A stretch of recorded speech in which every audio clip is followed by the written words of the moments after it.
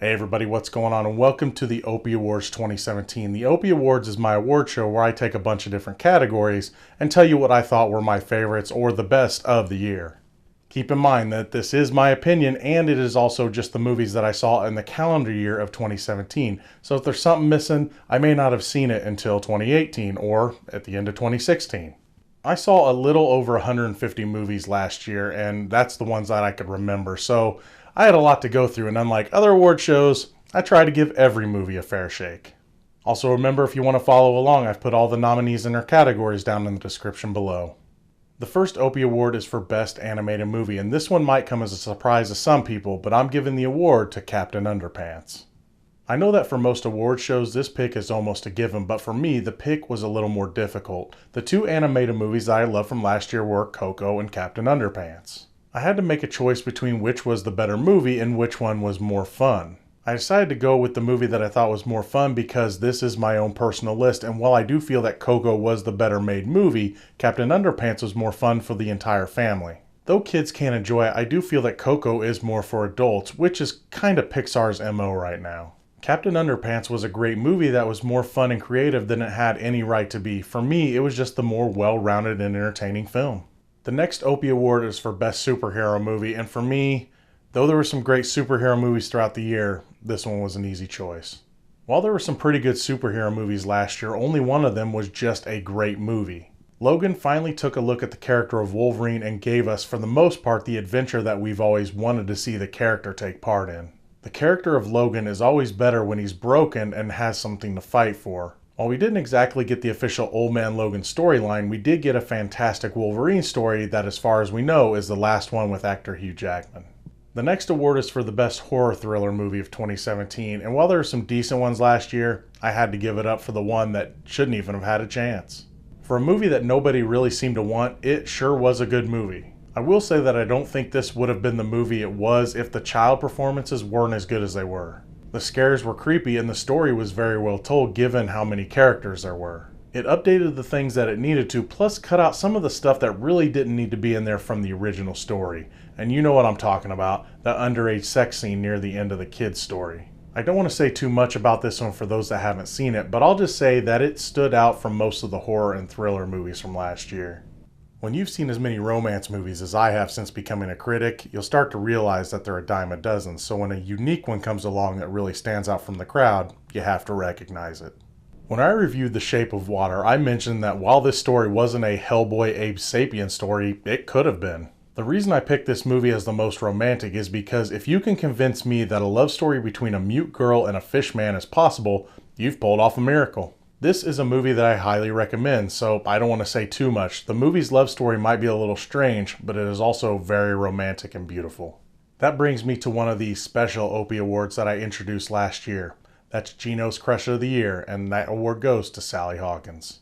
Ever since being more interested in her character story in Blue Jasmine than Cate Blanchett's, I've had a bit of a thing for Sally Hawkins. While I've always thought she was really cute, in The Shape of Water she really showed how much sex appeal she really has. It's difficult not to have a thing for her after watching that movie. The next Opie was a little difficult for me to give out because there was a lot of great action movies last year, but there was one thing that Baby Driver had that the other movies didn't. While all the movies on the nominees list have great action, Baby Driver is the one that does it in style. A lot of the action goes along with the soundtrack and score of the movie, giving you a really fun experience every time you watch it. While there wasn't a ton of really funny movies last year, there were a few to choose from. For me, I had to make it a personal choice. The funniest movie for me last year was The Disaster Artist. While this movie might not be the funniest movie of the year for everybody, for fans of the ridiculous masterpiece that is The Room, it is everything you hoped it would be and more. James Franco nails the insanity that is Tommy Wiseau and keeps it from becoming a parody performance. It nails the creation of things that we as fans of The Room love. Belly button sex, you're tearing me apart, Lisa. I did not hit her, it's not true, it's bullshit. I did not hit her, I did not. Oh, hi, Mark. It's all there and it's all hilarious. The next award is for Biggest Surprise. Now this could mean two different things. It could be a movie that has something in it that really surprised me, or it could be a movie that I didn't think too much of going in, but it was really good. This year I chose a movie that had a big surprise in it. With the movie Split, how could you not be surprised and really happy that this movie pulled off the ending that it did? M. Night Shyamalan was able to pull a nice surprise on us for the first time in a long time, one that we wanted for many years, and he did it in the credits. Spoilers, when David Dunn, Bruce Willis's character from Unbreakable, showed up at a diner to school a couple of youngins on the name of that criminal mastermind from all those years ago, it made me and tons of others that have always wondered about the continued adventures of the Unbreakable David Dunn and the fragile Mr. Glass very excited. The end credit of Unbreakable that Dunn turned him in and it was just over never sat well with me. Now, with the addition of James McAvoy's Beast, we will get to find out what we have always wanted to know in the next installment called Glass. Just don't make me put you back in movie jail, Mr. Shyamalan. The next award is for Biggest Letdown. That's that movie that I was really looking forward to, but then it ended up not being the movie I was looking forward to. The movie I've chosen is Kingsman, The Golden Circle. Now, when the first Kingsman movie came out, it was a blessing in disguise. I had just had to suffer through the first 50 Shades movie, and the fun that was Kingsman brought me out of my funk. When the trailers for the sequel came out, it looked like it had some promise. What we got with the actual movie, though, felt like a part 3 of the franchise. After watching Kingsman, The Golden Circle, I felt like there was a whole story missing that involved the characters that we got to know in the first movie. I would have liked more time with Roxy and Merlin before you pushed them aside to set up Tequila, Ginger, and Champ for future installments. I'd also like to know how the princess from the first movie who was there for an joke ended up being his serious girlfriend. I mean, where's that story? Another thing, the first movie found a nice balance between the ridiculous and the spy movie parody. The Golden Circle was just a lot more ridiculous.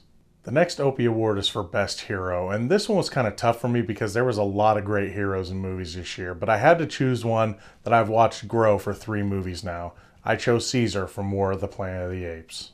Caesar, portrayed by the master of mocap Andy Serkis, is a hero not because he chose to be, but because he had to be. He only fought back against the humans because he had to, not because he desired to rule them or anything. Even by the third movie, all he wants is peace, but the human world will never just let them live their lives. While at times he does fight becoming filled with hate for the humans, he does win that battle by ultimately giving his own life for the future of his intelligent ape species. The character always evolved, no pun intended, throughout each movie, and his arc throughout the 3 new Apes movies is one of my favorites ever since I've become a critic. This next Opie Award is for the best anti-hero of 2017, and it might be an odd choice, but hear me out. I've chosen Yondu from Guardians of the Galaxy Volume 2. While I enjoyed Michael Rooker as Yondu in the first movie, I always felt that he was a bit underused. In the Guardian sequel, he was able to step up a bit and show that despite still kind of being a bad guy, he wasn't really a bad guy. Wreck-It Ralph analogy for the win. His last line in the first Guardians movie always made me wonder about his true intentions for taking a young Peter Quill and not giving him to his father. In the sequel, we got to find out why. In a movie where Peter is searching and finds the guy that made him, we learn that Yondu is who should be really considered his dad. Another thing, the Arrow escape scene is amazing, and how can you not love the Mary Poppins stuff? I'm Mary Poppins, y'all. When it comes to the Opie Award for Best Villain of the Year, some people might scoff at my choice, but I've chosen Kylo Ren from The Last Jedi. What we have here with the grandson of Anakin Skywalker is a rare 2-time winner for the Best Villain Opie Award. Doing what a lot of people didn't think was possible, Kylo Ren evolved from the young man who had anger and daddy issues to a fully manipulative villain in The Last Jedi. While there have been a ton of complaints about that movie, none of them have really been aimed at Ben Solo. His character shows real struggle with his decisions, and you really don't know where he is going to end up in the end. The funny thing is, a lot of people are pretty certain that now he is the big bad in the new trilogy. Me, I'm still not so certain. I think that Kylo Ren has a lot more layers that he hasn't shown us yet. With my pick for the Opie for Best Supporting Actor of last year, I hope to fix an injustice. I've chosen Patrick Stewart from Logan. Who knew that after so many years and so many turns playing Professor Charles Xavier, that Patrick Stewart would be given the opportunity to really play the role? With his performance in Logan, we got to see a side of the Professor that we had only really read about in comics. We got to see what would happen if the man that has the world's most powerful mind began to lose control of it. Xavier is frail and damaged when we first see him in this movie, and Patrick Stewart gives it his everything in the role. All those years ago when we all wanted him to play the role and it finally happened, we now get to see just how great he could really be in it. It's too bad, and I think it's a crime that he didn't get any love from the big award shows. I think my pick for Best Supporting Actress might come as a surprise to some people too.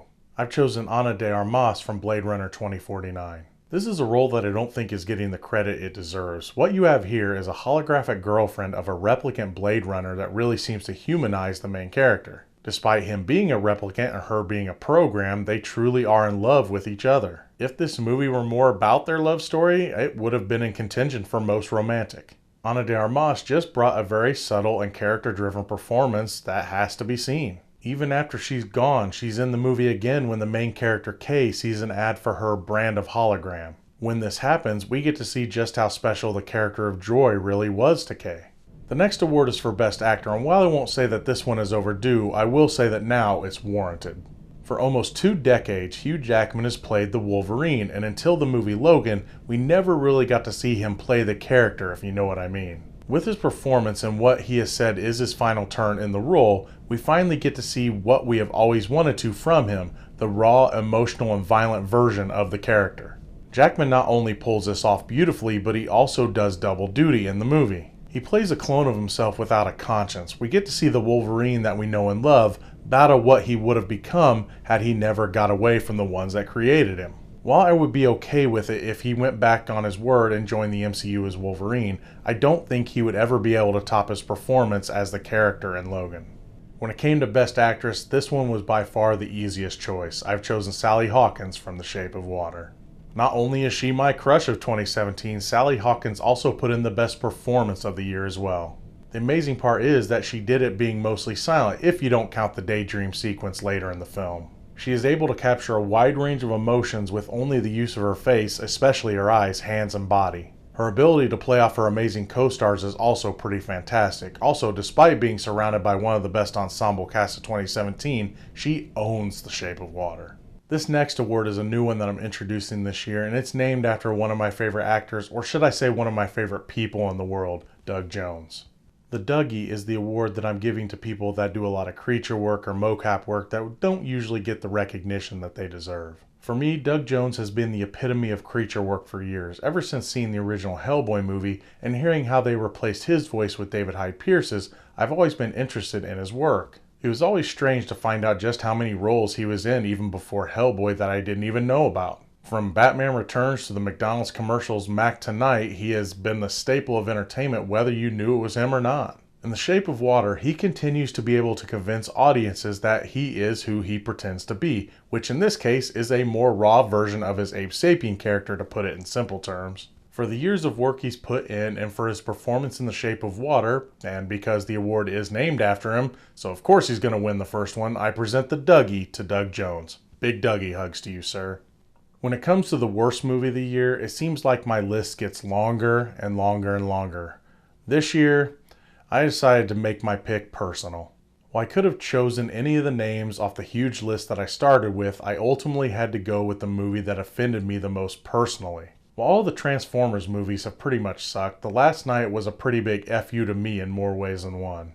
Not only did this movie make a mockery of the Arthur legends, and not only did Michael Bay once again creep me out by over-sexualizing a very young actress, how have we not found anything on this guy yet, but he also took a big Optimus Prime dump all over the only good Transformers movie, which is the animated one from the 80s. Look, I don't really feel like going on another 20-minute long rant about that movie, so let's just leave it at that. Now it's time for my favorite movie of 2017, and this one was a very hard choice, and I had a decision to make. What I've chosen for my favorite movie of 2017 is John Wick, Chapter 2. I know what you're thinking, how is this the best of 2017? Well, I didn't say the best, I said my favorite. For years, I've debated on whether or not to do the best movie of the year or my favorite movie of the year. Sometimes they're the same thing, like with 2016's Hell or High Water, but in other years I've gone back and forth and back, such as when I had to debate myself on which was better, Argo or Django Unchained. While Argo was the better made movie, Django Unchained was the one I went with because I just liked it better. If I were naming what I thought was the best from 2017, I'd probably go with War for the Planet of the Apes, Blade Runner 2049, or The Shape of Water. Since I'm going with my favorite, I'm going with one of the movies that I was looking forward to the most and delivered on everything that I hoped it would. In John Wick Chapter 2, we as fans of the first movie got to see more of the world that we were curious about, we got more of the action that we loved, and we got to see what would happen to a man if you took all of his memories of the things he loved away from him. We get to see some great character development from Keanu Reeves as he continues to deteriorate from the man his wife loved back to the killer that he was before. I have never been so ready for a part 3 of a franchise than I have been for the next installment of John Wick. That is why John Wick Chapter 2 was my favorite movie of 2017. As always, thank you so much for watching. What were your favorite movies of 2017? And also, what were your worst? Feel free to comment on down in the section below. Till next time, I'm Geno Reynolds from The Real Geno.